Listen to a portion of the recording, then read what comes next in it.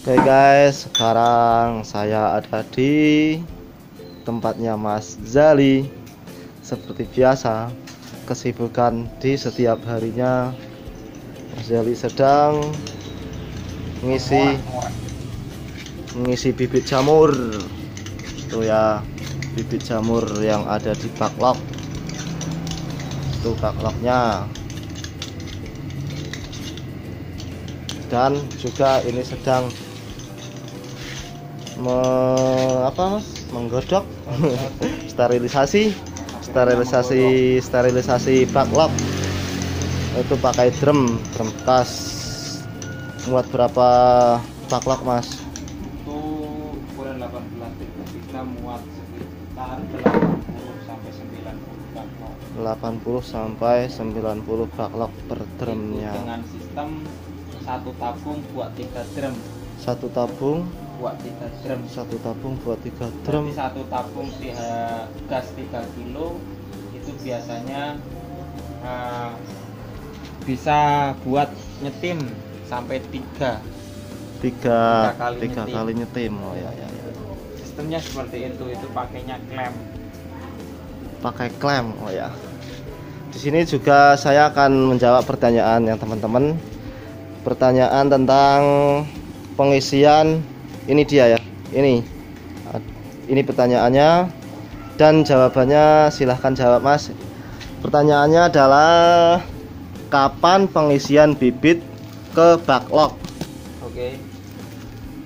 Setelah di steam selama 4 jam, selama 3 sampai 4 jam, itu diamkan selama 7 jam. 7 jam dulu. 7 jam. Maksudnya 7 jam itu setelah diangkat ya? Iya, setelah diangkat dari steam, alat steam itu diangkat seperti ini, dijajar seperti ini, ya. Ditata seperti ini dulu berarti ya? Seperti ini. Ini selama 6 sampai 7 jam. Kira-kira kalau sudah dingin, dari sini aja. Kalau sudah dingin seperti ini, yang luarnya dingin, dalamnya sedikit agak anget-anget gitu. Ya. Nah itu sangat cocok untuk dibibitin. Berarti sekitar 7 jam berarti ya? 7 jam, 6 sampai 7 jam. Kalau langsung dibibitin nanti takutnya bibitnya malah mati. Oh ya. Ada pertanyaan juga nih dari teman-teman itu, untuk pembibitan itu baiknya ada 3 jenis ya, F1. Ada berapa jenis itu yang F itu? Ada 4 jenis. 4 jenis. F0, F1, F2, F3. Dan yang baiknya itu maksudnya penjelasannya secara rinci lah. Okay. Untuk F1 apa, F2, F3 itu apa. Kan banyak teman-teman yang masih bingung. Oke, yang F0 itu kan medianya masih berupa plat, agar-agar plat ya. Masih berupa itu agar-agar. Itu F0. Diturunkan lagi menjadi F1. F1 sebenarnya sama seperti ini, medianya sama, cuma yang membedakan antara F1 dengan F2 itu biasanya semakin jaraknya itu semakin jauh dari kultur indukan pertama. Jadi yang paling bagus menurut saya pribadi ya, saya keseringan pakainya F3 karena F3 itu lebih murah dan lebih efisien. Oke, efisien. Nah, untuk harga murahan F3 daripada F1 sama F2 gitu. Tapi kalau untuk baiknya itu yang berarti gimana? Untuk baiknya pengisian untuk backlog? Untuk backlog saya sarankan pakai F3. F3. Sarankan pakai F3. F2 juga boleh, enggak apa-apa sebenarnya. Tapi untuk permasalahannya untuk harganya berarti ya? Ya. Saya kasih bocoran sedikit. Jadi banyak lah bocorannya. Jangan, kan kita tutup kebocoran. Ini saya kasih bocoran sedikit. Kenapa saya sarankan pakai F3? Jadi F3 itu jamurnya cenderung agak besar dan nggak terlalu kecil, nggak terlalu besar, sedang. Untuk ukuran pertumbuhannya jamur itu ya? Pertumbuhan jamur itu sedang. Jadi untuk konsumen pasar itu biasanya lebih tertarik kepada yang pakai penggunaan F3. Jamurnya itu lebih sesuai di pasaran. Kalau kita pakai F2, F1 atau F2 itu biasanya cenderung agak kecil jamurnya. Untuk hasil jadinya itu ya? Hasil jadinya berarti lebih kecil. Terus misalkan kok jenengan pengen bikin jamur yang gede-gede piring-piring gitu ya, segini-gini itu bisa. Itu pakai F5 juga bisa. Pakai Oh, hasilnya lebih berarti lebih besar. lebih besar gitu. F5, F4 itu jamurnya sudah besar. F5, F4. Oh, berarti semakin tinggi F untuk F-nya itu lebih tinggi berarti. Jadi gini, semakin jauh dari kultur indukan awal itu jamurnya cenderung agak besar. Oh ya ya. Ya menurut kalau saran saya sih untuk para pemula-pemula itu tak sarankan pakai F3. Jadi di pasaran itu nggak susah jualnya. Oh, untuk masalah pemasarannya itu ya. Untuk pemasarannya nggak susah. Jadi permintaan pasar itu kan mintanya yang sedang-sedengan saja. Ya, kalau yang ini berarti F. Itu F3. F3 ini F3. Ini F3 ya. Jadi untuk teman-teman yang bertanya untuk gimana sih, maksudnya mana sih yang terbaik antara F1, F2 dan F3 untuk pertumbuhan jamurnya, tadi sudah dijawab, yaitu untuk disarankan untuk menggunakan F3 untuk standar jamur di pasaran itu ya, dan pertumbuhannya itu lebih bagus, serta untuk pembelian bibitnya sendiri ekonomis buat para petani. Ini Pak yang udah godok kemarin ini ya, godok kemarin itu akan dilanjutkan untuk pembibitannya. Untuk pembibitan sebenarnya nggak usah ribet lah kayak yang di sono-sono ini ya, yang harus menyediakan tempat steril lah dan apa dan lain sebagainya, ruangan khusus. Kalau di tempat kita nggak seperti itu, kita biasa di tempat seperti ini terbuka, banyak lalu lalang angin ya. Oke, secukupnya saja. Kira-kira ini full dari ring ini full.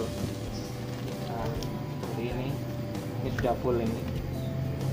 Catatan satu untuk para pemula, jangan sekali-kali tekan seperti ini. Ini jangan ditekan pakai jari. Masukan ya buat para pemula-pemula, nanti kalau ditekan takutnya gini, ini nanti terkontaminasi.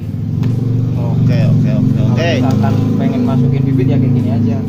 Langsung Caranya tutup.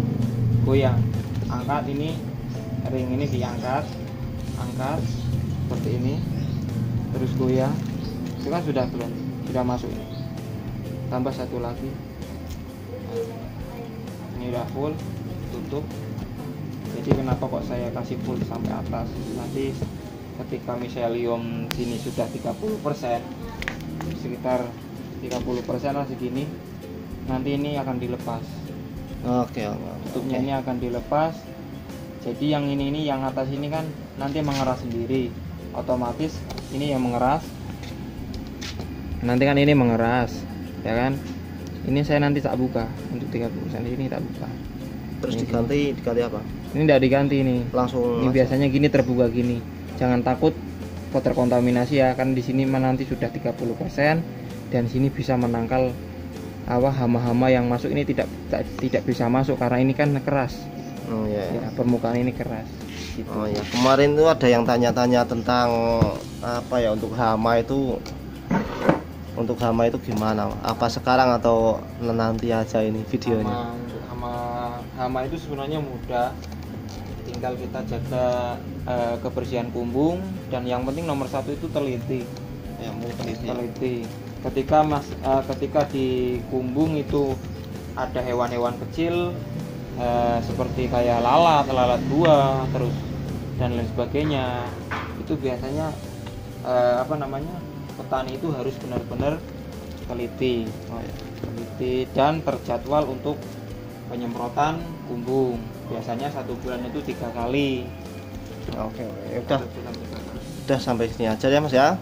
Terima kasih untuk informasi tentang pembibitan dan ya seputar budidaya budidaya jamur tiram ini ya.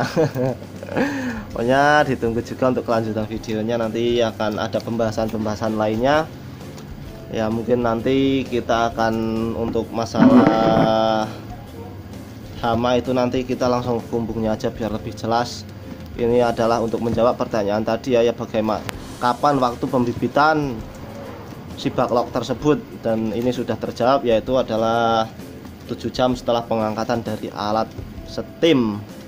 Kayak terima kasih buat teman-teman yang sudah menyimak. Semoga video ini bermanfaat buat kita semua, bisa menambah wawasan dan juga untuk menambah untuk pengetahuan untuk pemula-pemula. Semoga bisa menjadi manfaat untuk kalian untuk belajar ya.